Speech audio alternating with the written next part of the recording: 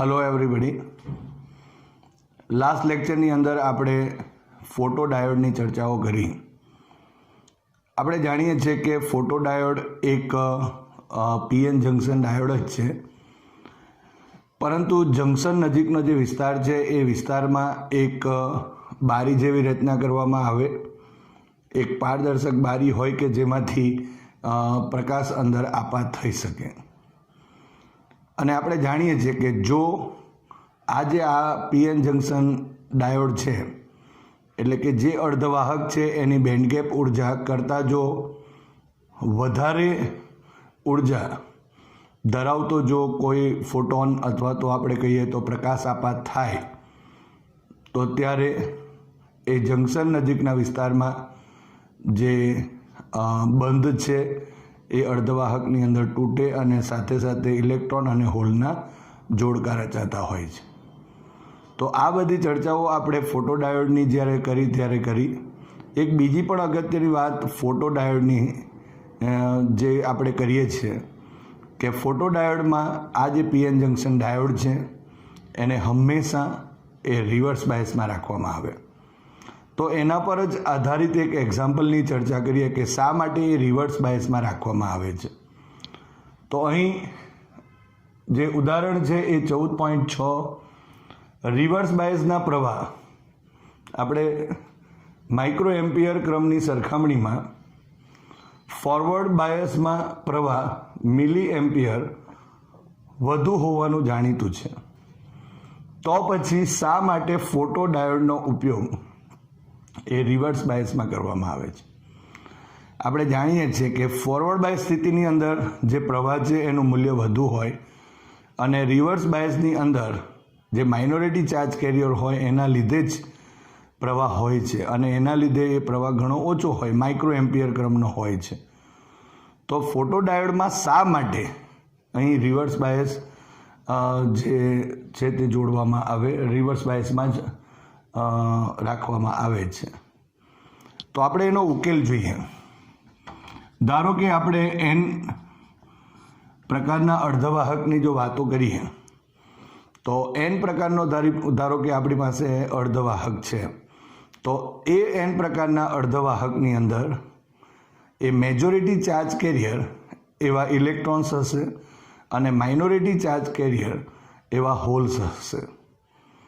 અને આપણે એ પણ જાણીએ છીએ કે જો એન પ્રકારનો અર્ધવાહક હશે તો મેજોરિટી ચાર્જ કેરિયર એટલે કે ઇલેક્ટ્રોનની સંખ્યા ઘનતા, જેને આપણે સ્મોલ એન ઈ લખીએ છીએ, એ માઇનોરિટી ચાર્જ કેરિયર એવા હોલની સંખ્યા ઘનતા એટલે કે NH કરતાં હંમેશા વધુ હોય છે।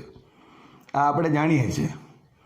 પરંતુ જ્યારે આવા જ પીએન જંકશન જે છે, આ એન પ્રકારના અર્ધવાહકમાંથી બનાવેલું કોઈ એક પીએન જંકશન આપણે જો વિચારીએ તો એ જે પીએન જંકશન ડાયોડ જે કહીએ અથવા ફોટોડાયોડ જે છે એના ઉપર જો પ્રકાશ આપાત કરીએ તો ત્યાં વધારાના ઇલેક્ટ્રોન અને હોલ પણ ઉત્સર્જિત થતા હોય છે, અથવા તો આપણે કીધું કે ઇલેક્ટ્રોન હોલના જોડકા રચાય છે। તો એના હિસાબે આપણે અત્યારે અહીં સંખ્યા ઘનતાના સંદર્ભમાં વાત કરીએ, માઇનોરિટી અને મેજોરિટી ચાર્જ કેરિયર છે એના સંદર્ભમાં વાત કરીએ અને પછી પ્રવાહની વાત કરીએ।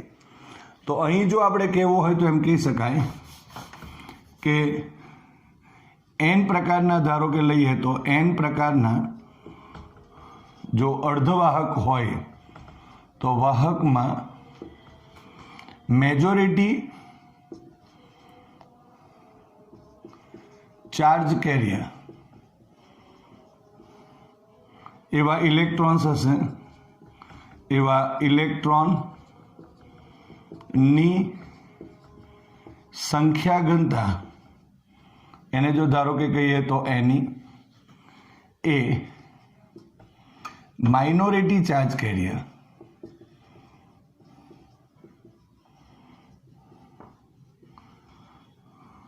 એવા જે હોલ છે, હોલની સંખ્યા ઘનતા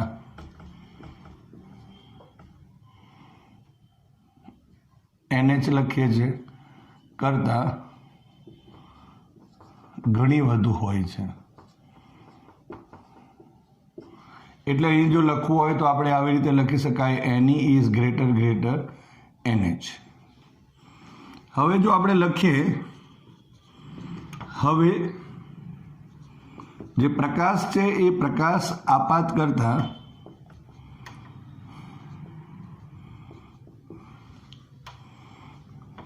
અહીં PN જંક્શન ડાયોડમાં વધારાના ઇલેક્ટ્રોન અને હોલ ઉત્સર્જિત થશે. તેમની સંખ્યા ઘનતા અનુક્રમે લખી દઈએ ડેલ્ટા NE અને ડેલ્ટા NH છે. ધારો કે આવું ધારી લઈએ આપણે કે આટલી છે. એટલે જ્યારે પ્રકાશ જ્યારે આપાત કરીએ ત્યારે PN જંક્શન ડાયોડ જે છે એમાં વધારાના ઇલેક્ટ્રોન અને જે હોલ છે એ હોલ ઉત્સર્જિત થતા હોય એટલે એના જોડકા રચાયા. એની સંખ્યા ઘનતા જો કહીએ તો ડેલ્ટા NE અને જો ડેલ્ટા NH. માટે અહીં જો આપણે લખીએ કે NE ડેશ ધારો કે નામ આપી દઈએ, એટલે કે આ શું બતાવશે કે હવે પ્રકાશ આપાત કર્યા બાદ જે ઇલેક્ટ્રોનની સંખ્યા ઘનતા જે છે એ NE ડેશ કહેવાય. તો NE તો હતી જ, વત્તા કેટલા થઈ જશે પ્લસ અહીં ડેલ્ટા NE થશે અને NH ડેશ નામ આપીએ તો એ કેટલી થશે તો અહીં NH પ્લસ ડેલ્ટા NH. જ્યાં આપણે લખવું હોય તો લખી શકાય કે જ્યાં NE ડેશ અને NH ડેશ એ પ્રકાશ આપાત કર્યા પછી ઇલેક્ટ્રોન અને હોલની સંખ્યા ઘનતા. ઓકે, અહીં આપણા પાસે એક વાત બહુ અગત્યની વધારે કહીએ તો આ જે NE અને NH છે એ પ્રકાશ આપાત કર્યા પછી, અને આ NE અને NH છે એ પ્રકાશ આપાત કર્યા પહેલાંની વાત હતી. હવે જો આપણે લખીએ તો અહીં તમે જોઈ શકો છો કે મેજોરિટી ચાર્જ કેરિયર એટલે ઇલેક્ટ્રોન છે અને માઇનોરિટી જો આપણે અહીં કહીએ તો NH કહેવાશે. તો અહીં જો લખીએ કે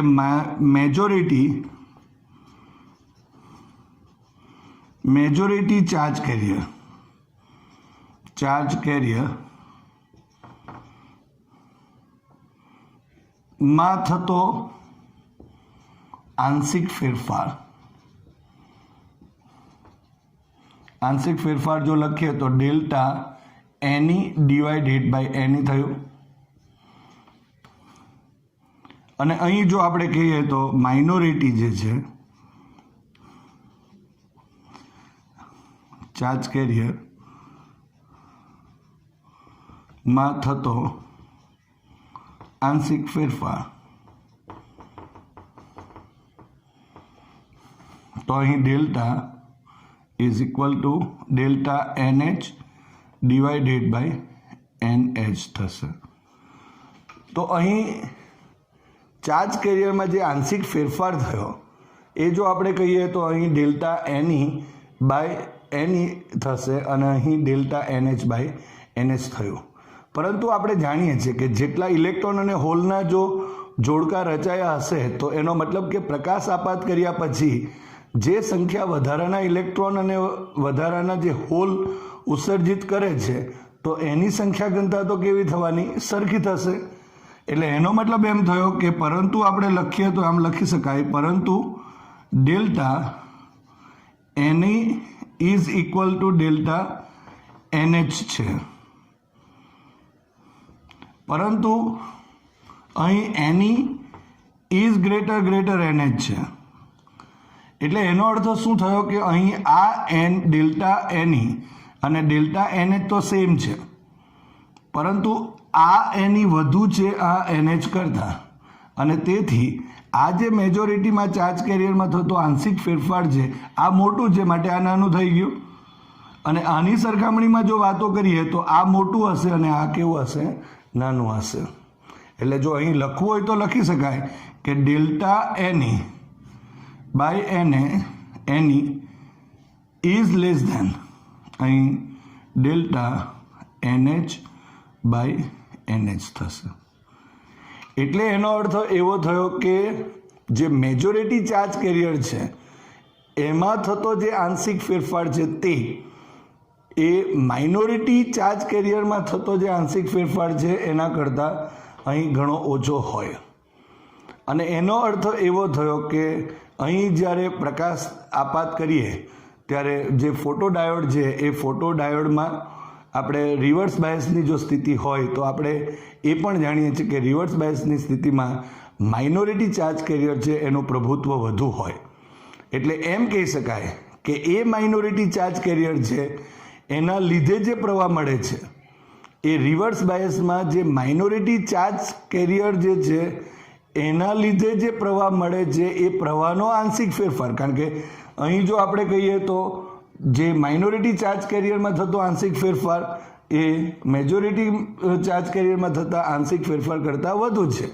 માટે પ્રવાહના સંદર્ભમાં બી આપણે એમ કહી શકાય કે રિવર્સ બાયસની અંદર જે માઇનોરિટી ચાર્જ કેરિયર છે એના લીધે મળતો જે પ્રવાહ છે એમાં આંશિક જે ફેરફાર છે એ મેજોરિટી જે ચાર્જ કેરિયરના લીધે મળતો જે પ્રવાહનો જે આંશિક ફેરફાર છે એના કરતાં કેવો હશે? માપી શકાય તેવો હશે. જ્યારે આ જે મેજોરિટીના લીધે હોય તે માપી શકાય એટલો હોતો નથી. અને તેથી આપણે એમ કહી શકાય કે આ સ્થિતિમાં જો પ્રકાશની જે તીવ્રતા છે એ તીવ્રતા જો આપણે માપવી હોય, મેઝર કરવી હોય તો એના માટે આપણે માઇનોરિટી ચાર્જ કેરિયરનું જે પ્રભુત્વ ધરાવતું જે રિવર્સ બાયસ છે એની આપણે ચર્ચા કરવી પડે અને એનો ઉપયોગ કરી અને આપણે ફોટોડાયોડમાં જોડવું પડે. અને એટલા માટે જ આપણે એમ કહી શકાય કે અહીં જે ફોટોડાયોડ જે છે એનો ઉપયોગ આપણે પ્રકાશની તીવ્રતા માટે આપણે કરીએ છીએ. પ્રકાશની તીવ્રતા મેઝર કરવા માટે, પરખવા માટે, માપવા માટે આપણે એનો ઉપયોગ કરીએ છીએ. તો ત્યારે એને આપણે રિવર્સ બાયસમાં જ રાખવું જોઈએ. આમ અહીં જે પ્રકાશ માપવા માટે જે ફોટોડાયોડનો ઉપયોગ થાય છે એ ફોટોડાયોડનો ઉપયોગ હંમેશા એ રિવર્સ બાયસમાં કરવામાં આવે છે. હવે આપણે બીજા ઓપ્ટો ઇલેક્ટ્રોનિક્સ ડિવાઇસ LED વિશે ચર્ચા કરીશું. આપણે જે રીતે ફોટોડાયોડની વાત કરી તેમાં પણ આપણે કીધું કે ફોટોડાયોડ એ એક પ્રકારનો PN જંક્શન ડાયોડ જ છે, પરંતુ એમાં સહેજ ફેરફાર કરીને આપણે જે ફોટો પ્રકાશ આપાત કરવા માટે અહીં એક બારી જેવી રચના કરેલી હોય તો એ જ રીતે LED જે છે એ LED પણ આપણે PN જંક્શન ડાયોડનો જ ઉપયોગ કરીએ છીએ. પરંતુ એમ કહી શકાય કે LEDમાં હાઈલી ડોપ્ડ એટલે કે ખૂબ જ વધારે પ્રમાણમાં ડોપ કરેલા જે PN જંક્શન છે એ P પ્રકારના અને N પ્રકારના અર્ધવાહકનો ઉપયોગ કરવામાં આવે છે. અને આ જે PN જંક્શન ડાયોડ જે બને, જે હાઈલી ડોપ્ડ થયેલા હોય, વધારે પડતા ડોપિંગ કરેલા જે P અને N પ્રકારના અર્ધવાહકમાંથી બનેલા જે PN જંક્શન ડાયોડ છે એને જ્યારે ફોરવર્ડ બાયસ સ્થિતિમાં મૂકવામાં આવે તો એમાંથી ઉર્જાનું ઉત્સર્જન મેળવી શકાય છે. અને એ જે ઉર્જાનું ઉત્સર્જન મેળવી શકાય એટલા માટે જ અહીં આ જે PN જંક્શન ડાયોડ છે એને ફોરવર્ડ બાયસ સ્થિતિમાં રાખવામાં આવે છે. બીજી એક વસ્તુ જો આપણે LEDની વાતો કરીએ, LED એટલે કે લાઇટ એમિટિંગ ડાયોડ છે. અત્યારે આપણે કીધું કે હાઈલી ડોપ્ડ થયેલા PN જંક્શન ડાયોડને ફોરવર્ડ બાયસ સ્થિતિમાં રાખવામાં આવે અને એ ફોરવર્ડ બાયસ સ્થિતિમાં રાખવાથી આપણે એમાંથી ઉર્જા મેળવી શકીએ છીએ. પરંતુ આ જે ઉત્સર્જિત જે પ્રકાશ ઉર્જા હોય એ જે પ્રકાશ ઉર્જા છે એ ફેલાઈ નહીં જાય એટલા માટે એને એક પારદર્શક આવરણ અથવા તો પડમાં રાખવામાં આવે છે કે જેના લીધે ઉત્સર્જિત જે ઉર્જા અથવા જો પ્રકાશ છે એ બહાર નીકળી ન જાય અને ફેલાઈ ન જાય. આપણે સૌપ્રથમ એની આકૃતિ જોઈ લઈએ અને ત્યાર પછી એના ઉપર વાતો કરીએ.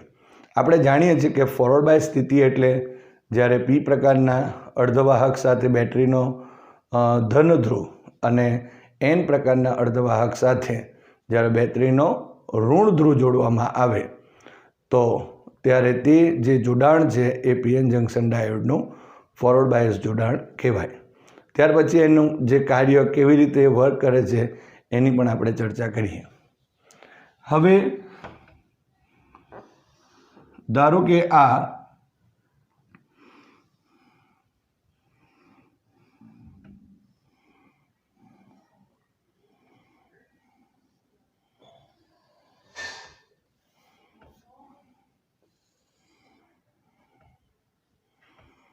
રીતે ધારો કે અહીં એન પ્રકારનો અર્ધવાહક છે, આ ધારો કે અહીં આપણે કહીએ તો પી પ્રકારનો અર્ધવાહક છે અને અહીંથી આ જે પ્રકાશ છે અથવા ઉર્જા ઉત્સર્જિત થાય છે. અહીં જે જંકશન છે તે આ જંકશન થશે. હવે આ જે પી પ્રકારનો અર્ધવાહક છે અને એન પ્રકારનો અર્ધવાહક છે એ હાઈલી ડોપ્ડ છે. એનો અર્થ શું થયો કે પી પ્રકારના અર્ધવાહકમાં આપણે જાણીએ છીએ તે પ્રમાણે મેજોરિટી ચાર્જ કેરિયર એવા હોલ્સ વધારે છે અને અહીં એન પ્રકારની અંદર મેજોરિટી ચાર્જ કેરિયર એવા ઇલેક્ટ્રોન્સ વધારે છે.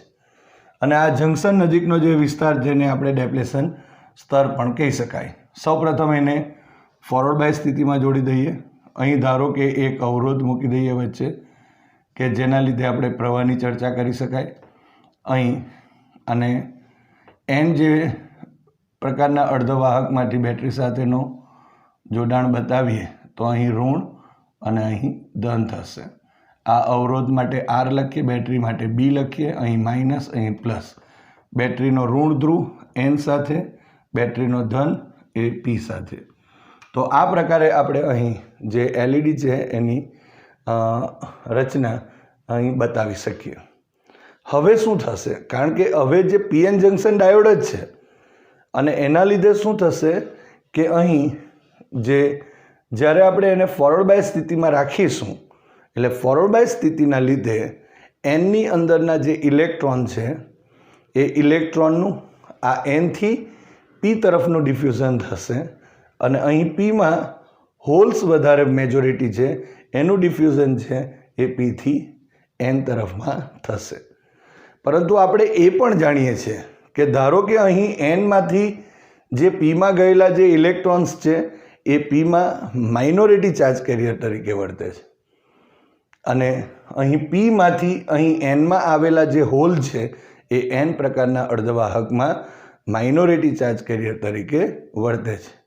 એટલે જો આમ કહેવું હોય તો એમ કહી શકાય કે ધારો કે આ જો કોઈ પ્રકારનું અહીં જોડાણ કરેલું જ નથી અને માત્ર પીએન જંકશન છે તો એ પીએન જંકશન ડાયોડની અંદર શું થશે કે અહીં માઇનોરિટી જે અહીં જેટલા હતા એના કરતાં જ્યારે આ જોડાણ કરીએ ત્યાર પછી વધારાના અહીં ઇલેક્ટ્રોન્સ આવે છે. એટલે એમ કહી શકાય કે જ્યારે પીએન જંકશન ડાયોડ એ બાયસમાં ન હતો ત્યારે જે માઇનોરિટી ચાર્જ કેરિયર હતા એના કરતાં જ્યારે આપણે એને ફોરવર્ડ બાયસમાં જોડીએ છીએ ત્યારે માઇનોરિટી ચાર્જ કેરિયરનું જે પ્રમાણ જે છે તેમાં શું થશે? વધારો થશે. એટલે અહીં માઇનોરિટી ચાર્જ કેરિયર વધી ગયા એટલે કે અહીં ઇલેક્ટ્રોન્સ વધી જશે અને અહીં પણ માઇનોરિટી ચાર્જ કેરિયર આ જોડાણના લીધે વધી જશે જે હોલ્સ હશે. હવે આ જે બધા વધેલા એટલે કે વધારાના જે માઇનોરિટી ચાર્જ કેરિયર જે છે અથવા તો આ બધા જે માઇનોરિટી ચાર્જ કેરિયર તે શું કરશે તો આ જંકશન નજીકનો જે વિસ્તાર છે એ જંકશન નજીકના વિસ્તારની અંદર જે મેજોરિટી ચાર્જ કેરિયર છે એટલે અહીં શું હશે? આ ઇલેક્ટ્રોન તો અહીં હોલ્સ હશે જે મેજોરિટી ચાર્જ કેરિયર તરીકે છે. અહીં કહીએ તો આ ઇલેક્ટ્રોન્સ છે. તો અહીં દરેક જે માઇનોરિટી ચાર્જ કેરિયરો જે છે એ જંકશન નજીકના વિસ્તારમાં જે મેજોરિટી ચાર્જ કેરિયર છે એની સાથે સંયોજાઈ જશે. એટલે એક્સ પર એક્ઝામ્પલ આપણે જો એમ કહીએ કે અહીં એન પ્રકારમાંથી જે ઇલેક્ટ્રોન અહીં પી પ્રકારમાં ગયો એ આ પી પ્રકારની અંદરના જે હોલ્સ છે તેમાં પૂરાઈ જશે અને પી જેમાંથી આવેલો જે હોલ્સ છે એ અહીં જે એન પ્રકારના મેજોરિટી એવા ઇલેક્ટ્રોન સાથે સંયોજાય છે અને એ સંયોજાય અને એમાંથી એક ઉર્જા ઉત્સર્જિત કરે, એક ફોટોન ઉત્સર્જિત કરશે, એક પ્રકાશ ઉત્સર્જિત કરશે અને એ જે પ્રકાશ છે એ પ્રકાશની જે ઉર્જા જો આપણે કહીએ તો જે બેન્ડગેપ ઉર્જા છે એના જેટલી હોય અથવા તો એના કરતાં ઓછી હોય છે. તો આપણે આ રીતે અહીં જે ઉર્જા છે એ ઉર્જાનું ઉત્સર્જન મેળવી શકાય. અહીં મુખ્ય બાબત એક જ છે કે અહીં જે ઉર્જા ઉત્સર્જિત થાય છે, જે આપણે જો કહેવું હોય કે પ્રકાશ ઉર્જા ઉત્પન્ન થાય છે એના માટે જવાબદાર જે પી પ્રકાર અને એન પ્રકાર જે હાઈલી ડોપ્ડ છે એના લીધે થાય છે. બીજી એક વાત, હવે જો ધારો કે આ ફોરવર્ડ બાયસ સ્થિતિમાં થયું, પણ હવે ફોરવર્ડ બાયસમાં શરૂઆતમાં કેવું હશે, થોડો પ્રવાહ હશે, તો એના લીધે શું થયું કે જે પ્રકાશ ઉત્પન્ન થશે એની તીવ્રતા પણ કેવી હશે, થોડી હશે. જો આપણે પ્રવાહનું મૂલ્ય વધારી દઈએ, કારણ કે ફોરવર્ડ બાયસમાં વધારો થશે તો એના લીધે પ્રવાહમાં પણ વધારો થશે, તો જો પ્રવાહનું મૂલ્ય વધારતા જઈએ તો ત્યાં પ્રકાશની તીવ્રતામાં પણ શું થતો જાય છે, વધારો થતો હોય છે. પરંતુ અને વધારો ક્યાં સુધી તો એ જે વધારો છે એ મહત્તમ પ્રકાશ જે છે એ મહત્તમ પ્રકાશની જે તીવ્રતા મળે ત્યાં સુધી આપણે ધારો કે એ પ્રવાહને વધારતા જઈએ છીએ. એનો મતલબ કે આપણે અહીં આ અમુક ચોક્કસ પ્રવાહના લીધે આપણને એક મહત્તમ તીવ્રતા ધરાવતો એક પ્રકાશ મળે છે. પરંતુ હજુ પણ જો આપણે એ જે ફોરવર્ડ પ્રવાહ છે એ ફોરવર્ડ પ્રવાહ જો આપણે વધારતા જ જઈએ તો ત્યારબાદ જે તીવ્રતા છે એ એલઈડીની અંદર ઘટે છે. એટલે અહીં એમ કહી શકાય કે એક કાળજી રાખવી પડે કે જ્યાં સુધી એને જે પ્રકાશ ઉત્સર્જનની જે ક્ષમતા મહત્તમ થાય એટલો જ પ્રવાહ એલઈડીને આપવામાં આવે છે. જો એના કરતાં જો વધારે પડતો જો પ્રવાહ આપી દઈશું તો પણ એની તીવ્રતામાં શું થતો હોય છે, ઘટાડો થાય છે. બીજી એક વાત આમાં ઉમેરી દઈએ તો એલઈડીની વાતો કરીએ તો એ જે એલઈડી છે એનો જે સિલિકોન અર્ધવાહક હોય તો એ એલઈડી છે એનો આઈ અગેન્સ્ટ જે વી છે એની લાક્ષણિકતા સિલિકોન અર્ધવાહકની લાક્ષણિકતા જેવી જ છે. એની ફોરવર્ડ લાક્ષણિકતા તો સેમ જ હોય છે. પરંતુ જો આપણે એમ કહીએ કે આનું ફોરવર્ડ બાયસની અંદર મૂલ્ય થોડું મોટું હોય છે. બીજી એક વસ્તુ કે રિવર્સ બાયસની સ્થિતિની અંદર પણ એનું મૂલ્ય થોડું ઓછું હોય છે. અને આ જે એલઈડી છે એને બને ત્યાં સુધી આપણે વધારે પડતા મોટા રિવર્સ બાયસની અંદર ન જોડાય એની કાળજી રાખવામાં આવે છે. એટલે આ રીતે અહીં એલઈડીની આપણે કાર્યરચના કહી શકાય. આપણે જાણીએ છીએ બજારની અંદર જુદા જુદા પ્રકારની આપણે લાલ છે, બરાબર, નારંગી, પીળો, લીલો, વાદળી, આ બધા કલરની છે એ કલરની આપણે એલઈડી મળતી હોય છે, બરાબર. તો એ એલઈડી મેળવવા માટે આપણે શું કરવું પડે, તો એ જે દ્રશ્ય પ્રકાશ છે તો એ એલઈડી માટે દ્રશ્ય પ્રકાશ જે અથવા તો દ્રશ્ય વિભાગ છે એની તરંગ લંબાઈનો ઉપયોગ કરીને એટલી ઉર્જા ધરાવતી આપણે એલઈડી આ રીતે બનાવી શકાય. પણ એના માટે જો આપણે કહીએ તો જે અહીં અર્ધવાહકનો ઉપયોગ કરવામાં આવે, ધારો કે દ્રશ્ય વિભાગ જે છે એની જો એલઈડી બનાવવી હોય તો એ બનાવવા માટે જ્યારે આપણે અર્ધવાહકનો ઉપયોગ કરીએ છીએ તો એની બેન્ડગેપ જે ઉર્જા છે એ લગભગ મિનિમમ આપણે કહીએ ઓછામાં ઓછી જો કહીએ તો 1.8 ઇલેક્ટ્રોન વોલ્ટ જેટલી હોવી જોઈએ. કારણ કે અહીં જો આપણે કહીએ તો દ્રશ્ય જે વિભાગ છે તો દ્રશ્ય પ્રકાશ માટે આપણે લખીએ, જો તરંગ લંબાઈ જો લખવી હોય તો તરંગ લંબાઈ અહીં જો λ1 ઇઝ ઇક્વલ ટુ 0.4 માઇક્રોમીટરથી λ2 એ 0.7 માઇક્રોમીટર સુધીની હોય અને એને અનુરૂપ જો ઉર્જા કહીએ તો એ લગભગ 3 ઇલેક્ટ્રોન વોલ્ટથી 1.8 ઇલેક્ટ્રોન વોલ્ટ જેટલી હોય છે. તો આપણે મેળવી પણ શકીએ, આપણે મેળવીએ છીએ અત્યારે, અને જોઈએ કે કઈ રીતે આપણે દ્રશ્ય વિભાગ જે છે એની આ લાલ, પીળી, લીલી, નારંગી અથવા તો વાદળી જે છે એ એલઈડીઓ આપણે બનાવી શકીએ. તો સૌપ્રથમ આપણે જો જોઈએ તો અહીં λ1ના સંદર્ભમાં કહીએ તો એમ કહી શકાય કે અહીં ધારો કે EG1 નામ આપી દઈએ, ઇઝ ઇક્વલ ટુ HF1. સો અહીં HC ડિવાઇડેડ બાય λ1 નામ આપીશું. હવે અહીં જો આપણે લખીએ તો is equal to 0.4 into 10⁻⁶ metre. So is equal to 4 into 10⁻⁷ metre થઈ જશે. આ λ1 થયું. અહીં જો આપણે લખીશું તો 0.7 ઇન્ટુ 10⁻⁶ મીટર. સો 7 ઇન્ટુ માટે λ2 ઇન્ટુ 10⁻⁷ મીટર થશે. તો 1/1 શોધી નાખીએ એટલે આપણને એની જે બેન્ડગેપ ઉર્જા જે છે એ ખબર પડે. તો એટલા બેન્ડગેપ ઉર્જાની વચ્ચે આપણે દ્રશ્ય વિભાગની જે એલઈડી છે તેને બનાવી શકાય. તો અહીં એચની કિંમત પણ આપણને ખબર છે, 6.625 into 10⁻34 joule into second. She is equal two also આપણે જાણીએ છીએ મીટર પર સેકન્ડ. ઓકે, સો અહીં EG1 is equal to 6.625 into 10⁻34 into 3 into 10⁸8 divided by અહીં λ1 ઇઝ ઇક્વલ ટુ 4 ઇન્ટુ 10⁻⁷.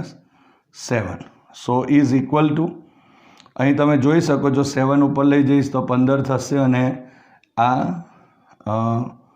જે 15 જો અહીંથી બાદ કરીએ તો ઇન્ટુ 10⁻⁹ થયા.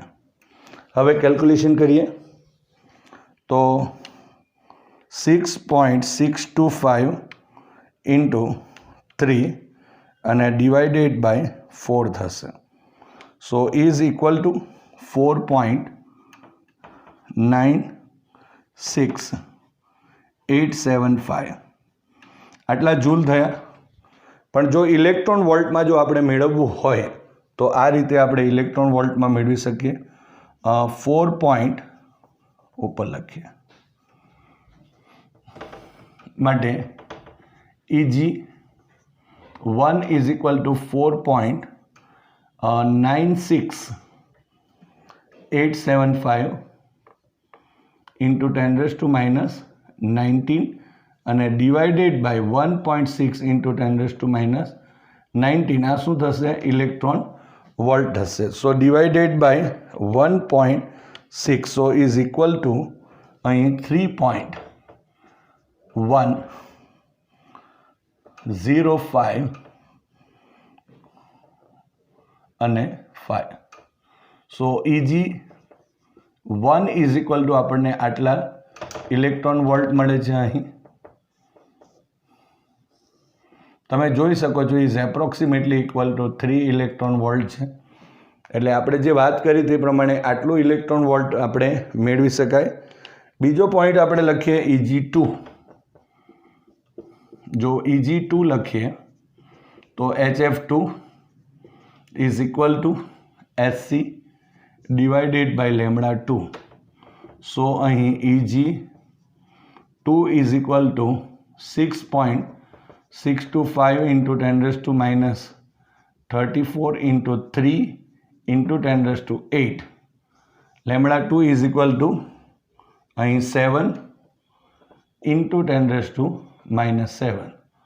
So is equal to into 10⁻⁻19 તો થવાનું આ 7 અને 8 એટલે 15 થયા, -19 અહીં આ જૂલમાં આવશે જવાબ.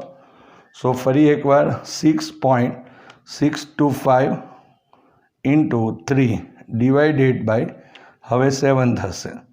તો 7 ઇઝ ઇક્વલ ટુ અહીં જો લખીએ તો 2.8393 થશે. સો આ જૂલમાં મળે છે માટે EG2 is equal two 2.8393 into 10⁻19 અને ઇલેક્ટ્રોન વોલ્ટ માટે 1.6 ઇન્ટુ 10⁻19 વડે ભાગી નાખીએ તો અહીં ઇલેક્ટ્રોન વોલ્ટમાં જવાબ મળી ગયો. So divided by 1.6 so is equal to અહીં માટે EG2 1.7746 આટલા ઇલેક્ટ્રોન વોલ્ટ થયા. So is approximately equal to 1.8 electron volt આપણને અહીં મળે છે. તો આ રીતે અહીં તમે જોઈ શકો છો કે 3 ઇલેક્ટ્રોન વોલ્ટ છે એટલે મિનિમમ જો આપણે કહીએ તો 1.8 ઇલેક્ટ્રોન વોલ્ટથી અહીં 3 ઇલેક્ટ્રોન વોલ્ટની વચ્ચે જે પ્રકાશની તરંગ લંબાઈ જો ઉત્સર્જિત કરવી હોય તો એના માટે આટલી બેન્ડ ગેપ ઉર્જા હોવી જોઈએ. બીજી એક વસ્તુ આપણે જો કહીએ તો અહીં જે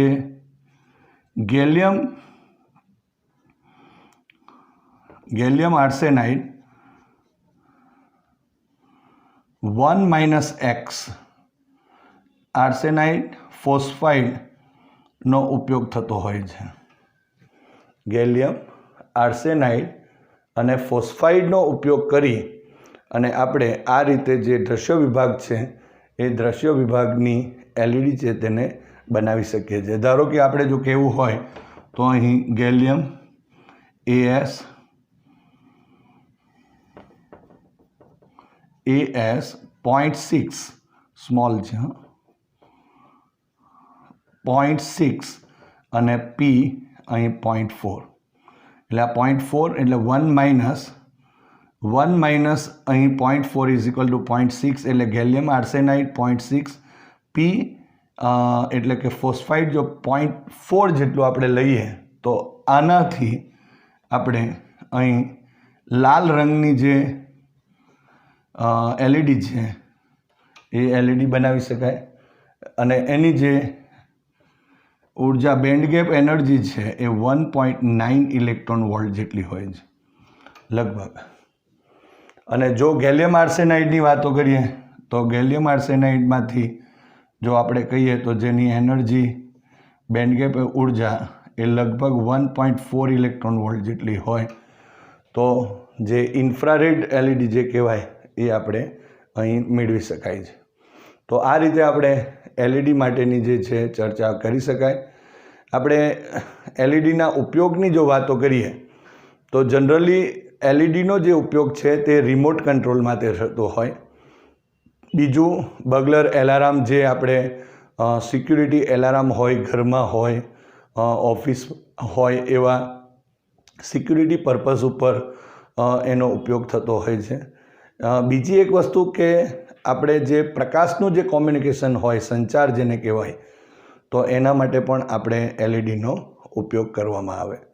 હવે બીજી એક વાત આપણે ઉમેરી દઈએ અહીં કે જે સાદા લેમ્પ જે છે એ સાદા લેમ્પ અને LEDમાં ફાયદો શું?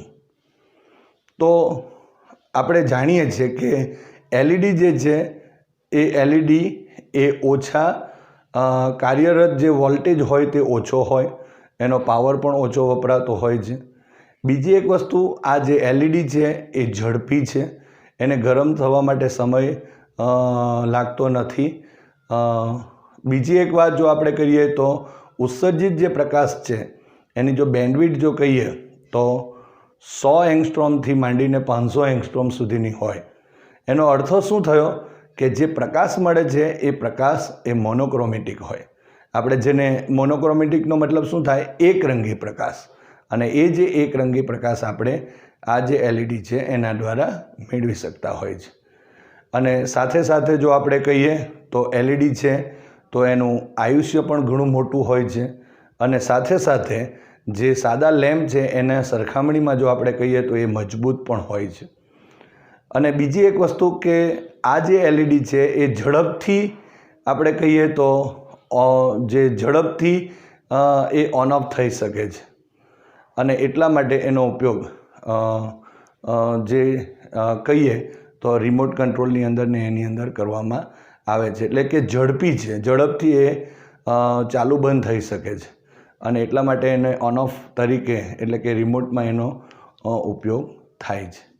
તો આ રીતે આપણે જે ડાયોડ છે એ ડાયોડનો ઉપયોગ કરીને આપણે એલઈડી બનાવી શકીએ.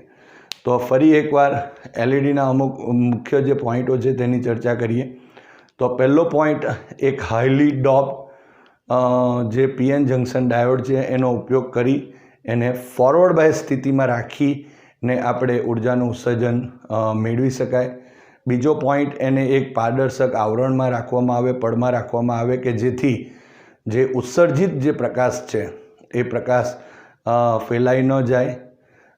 ત્રીજો પોઈન્ટ જો આપણે એના માટે જો કહેવો હોય તો એમ કહી શકાય કે એની અંદર જે ફોરવર્ડ પ્રવાહ જે છે એ ફોરવર્ડ પ્રવાહ એટલો જ આપો કે જેના લીધે એ ઉત્સર્જિત જે પ્રકાશ છે એની તીવ્રતા આપણને મહત્તમ મળે. એના કરતાં વધારે જો આપણે ફોરવર્ડ પ્રવાહ જો આપી દઈએ તો એના લીધે જે પ્રકાશની જે તીવ્રતા છે એમાં શું થઈ જશે, ઘટાડો થઈ જાય.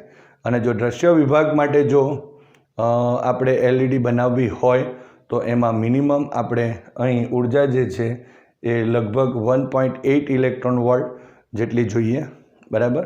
તો આ રીતે અહીં આપણે એલઈડી બનાવી શકાય.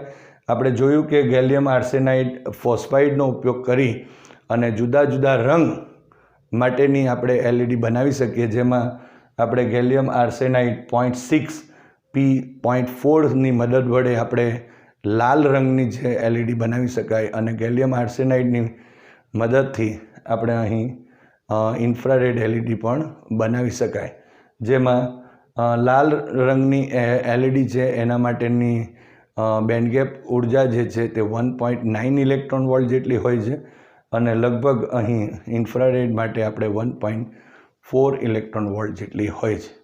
એના ઉપયોગની પણ આપણે વાતો કરી, અને એના જે સાદા લેમ્પની સરખામણીમાં જે ફાયદા છે એની પણ આપણે વાતો કરી. તો આ રીતે આપણે એલઈડી વિશે જે એની કાર્ય રચના છે તે જાણી શકાય.